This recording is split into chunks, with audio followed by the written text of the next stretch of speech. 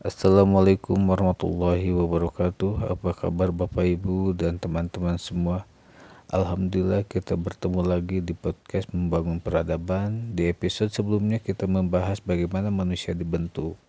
Kita mulai dari niat, ilmu, praktik, kebiasaan, akhlak, pengabdian, tanggung jawab, dan kepemimpinan. Nah, hari ini saya ingin mengajak Bapak Ibu dan teman-teman semua naik satu tingkat karena ada pertanyaan yang sangat penting, yaitu jika manusia harus dibina, siapakah yang membina para pembina? Dan jika pemimpin harus membimbing orang lain, siapakah yang memastikan pemimpin itu sendiri terus dibimbing dan berkembang? Mari kita bahas. Terkadang kita membayangkan seseorang pembina sebagai seorang yang sudah selesai dengan dirinya sendiri. Padahal pembina juga manusia, bisa lelah, bisa salah, bisa kurang ilmu, bisa punya kelemahan. Karena itu pembina tidak boleh berhenti belajar. Justru semakin besar tanggung jawab seseorang, semakin besar kebutuhan untuk terus memperbaiki diri. Coba bayangkan sebuah organisasi ada satu orang yang sangat hebat. Semua keputusan melalui dia, semua orang bergantung pada dia. Ketika dia ada, semua berjalan lancar, tetapi ketika dia tidak ada, sistem langsung kacau. Apakah itu sistem yang kuat? Menurut saya belum. Karena sistem yang sehat bukan sistem yang bergantung pada satu manusia, tetapi sistem yang mampu melahirkan manusia berikutnya. Ini prinsip yang menarik. Pemimpin yang baik bukan hanya bertanya bagaimana saya bisa memimpin, tetapi siapa yang sedang saya siapkan untuk melanjutkan pekerjaan ini. Jika seorang guru hanya ingin muridnya terus bergantung kepadanya, berarti proses pendidikan belum selesai. Tetapi jika muridnya akhirnya mampu berdiri sendiri, bahkan mampu membimbing orang lain, itulah keberhasilan pendidikan. Begitu pula kepemimpinan. Dan dalam perspektif Jemaat Muslim Ahmadiyah, keberlangsungan misi tidak diletakkan hanya pada kemampuan satu individu. Ada konsepsi lapat yang menjadi bagian penting dalam pemahaman mengenai kesinambungan kepemimpinan setelah wafatnya Yang Mulia Hazrat Mirza Ghulam Ahmad alaihissalam. Di sisi lain terdapat pula berbagai struktur organisasi dan badan-badan jemaat yang menjalankan fungsinya dalam pelayanan, pendidikan, tarbiyat, dan pengorganisasian anggota. Dengan demikian, kepemimpinan dan pembinaan tidak hanya dipahami sebagai hubungan antara satu pemimpin dengan pengikutnya. Di sana ada sebuah sistem yang lebih luas. Ini juga penting. Seorang pemimpin dalam sebuah organisasi seharusnya tidak merasa ini organisasi saya. Ini tempat, lebih tepatnya jika berpikir saya sedang memegang amanah. Karena jabatan itu hanya sementara, orang silih berganti, generasi berganti, tetapi tujuan harus tetap hidup. Jika pemimpin memahami jabatan sebagai amanah, maka dia akan lebih mudah menerima kritik, lebih siap melakukan evaluasi, dan lebih ikhlas mempersiapkan generasi berikutnya.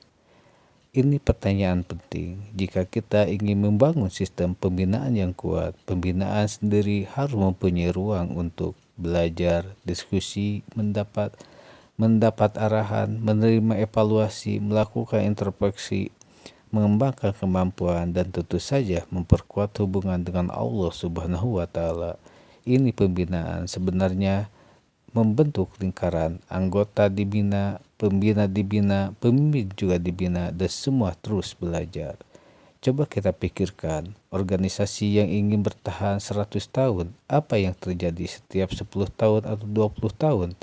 Generasinya berubah, teknologinya berubah, masalahnya berubah. Orang-orang yang menjalankan organisasi juga berubah. Maka sistem harus mempunyai regenerasi, artinya generasi harus dipersiapkan sebelum generasi lama pergi, bukan setelah terjadi kekosongan. Ini sama saja seperti menanam pohon. Jika kita ingin terus mendapatkan buah, kita tidak boleh hanya memanen, kita harus terus menanam. Sekarang kita mulai melihat hubungan yang lebih besar. Pembina manusia melahirkan orang-orang yang mampu bertanggung jawab. Orang-orang yang bertanggung jawab kemudian belajar menjadi pemimpin. Pemimpin kemudian membina generasi berikutnya kemudian melanjutkan misi, dan proses itu terus berulang. Itulah yang disebut dengan keberlanjutan. Nah, sekarang kita kembali lagi kepada Al-Wasiat. Jika kita membaca Al-Wasiat hanya sebagai persoalan pengorbanan harta, kita akan kehilangan gambaran yang lebih luas. Kita perlu melihat bagaimana gagasan tentang kehidupan rohani, pengorbanan jemaat, dan kesinambungan misi saling berhubungan. Dan jemaat Muslim Ahmadiyah dalam Al-Wasiat juga terkait dengan masa depan jemaat dan keberlanjutan misi setelah masa kehidupan pendirinya.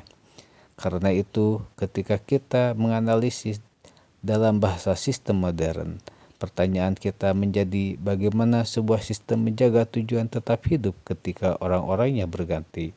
Ini pertanyaan besar dalam ilmu organisasi modern. Sekarang saya ingin mengajak Bapak Ibu dan teman-teman semua melihat diri sendiri. Jika hari ini kita diberi tanggung jawab, apakah kita hanya menyelesaikan pekerjaan atau kita juga menyiapkan orang lain agar mampu bisa melanjutkan? Jika kita menjadi guru, apakah kita menciptakan murid yang bergantung atau murid yang mampu berdiri sendiri? Jika kita menjadi pemimpin, apakah kita ingin dikenal karena jabatannya atau karena orang-orang yang kita bantu bisa tumbuh?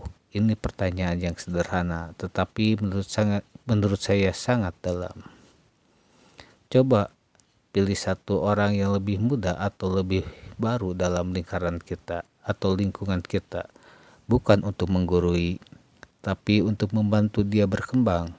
Bagikan pengalaman, ajarkan sesuatu, berikan kesempatan, dengarkan pendapat, dan jika dia melakukan kesalahan, bantu dia memperbaikinya. Mungkin kita tidak menyadari, bisa jadi kita sedang mempersiapkan seorang pemimpin di masa depan. Baiklah Bapak Ibu dan teman-teman semua, hari ini kita sampai pada satu kesimpulan, sistem yang kuat bukan sistem yang dimiliki pemimpin hebat selamanya. Sistem yang kuat adalah sistem yang mampu membina manusia, melahirkan pembina, melahirkan pemimpin, dan mempersiapkan generasi berikutnya. Karena manusia berganti, tetapi nilai dan misi harus terus hidup. Dan disinilah pembahasan kita tentang Al-Wasiat mulai bertemu dengan konsep sustainability dan manajemen modern. Insya Allah di episode 28 kita akan membahas sesuatu yang sangat penting, yaitu jika sebuah sistem ingin bertahan, bagaimana keputusan dibuat. Kita akan mulai membahas kepemimpinan, musyawarah, tanggung jawab, akuntabilitas, kontrol, dan evaluasi. Karena setelah kita memiliki manusia dan pemimpin, pertanyaan berikutnya, bagaimana mereka membuat keputusan bersama tanpa kehilangan tujuan. Sampai bertemu di episode 28. Wassalamualaikum warahmatullahi wabarakatuh.